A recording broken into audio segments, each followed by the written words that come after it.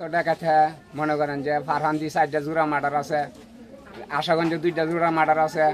পরে কুকাতে ডাকাতে 18 বছর জেল খাটতে আইছে।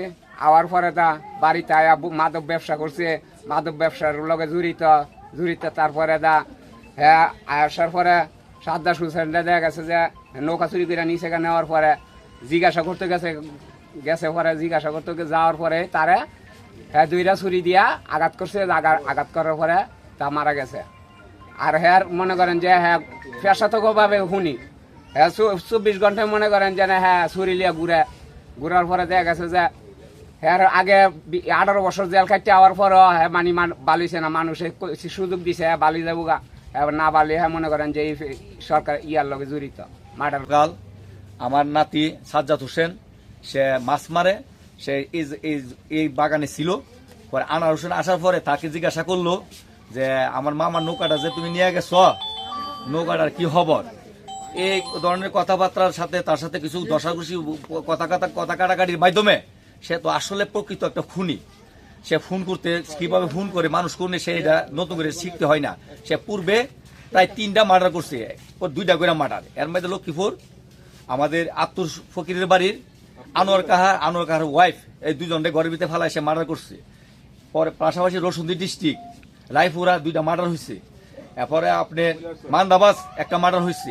এই মার্ডার আসামিও সে ওই, কুলিয়াছর একটা মার্ডার হয়েছে সে ওই। তো সে অতিরিক্ত অনেক মার্ডার করছে। মানুষ কিভাবে মারা যায় সে ভালো জানে। এ সাজ্জাদ হোসেন হয়তো দর কষাকষি ধরনের হয়তো একটা ঘুষি লাঠি মারতে পারতো, না মারিয়া তারে প্রকৃতপক্ষে একটা তার কাছে ছুরি তাই সবসময় এই ছুরি দিয়ে তারে এমন জায়গাতে একটা আঘাত করছে, একটি গায়ে সে সাথে সাথে নিজে রক্তাক্ত অবস্থায় নিচে দলি পড়ে গেছে। বলে পরে সাথে সাথে সাজ্জাদ হোসেন তার মাকে রিং করে বলছে, মা আমারে আনার ডাকাতে আমারে গায়ে মারছে, তোমরা তাড়াতাড়ি আমারে উদ্ধার করো, আমারে বাঁচাও। সে বাঁচার জন্য আকুতি কান্দাকাটি করতেছে। এর ভিতরে তার মা এবং আমাদের বাড়িতে কয়েকজন লোক দৌড়ে ঘটনাস্থলে যায়। যাওয়ার পরে সাথে সাথে তাকে দৌড়ে চণ্ডীবাড়ি হাসপাতালে নেওয়ার পথেই সে দুনিয়া ছেড়ে চলে গেছে। জানাতে চাই যে এই ধরনের হত্যাকাণ্ড যদি সঠিক বিচার না হয়, এই ধরনের হত্যাকাণ্ড চলতেই থাকবে এই দেশে, কোন সময় এই হত্যাকাণ্ড আর বদ্ধ হবে না।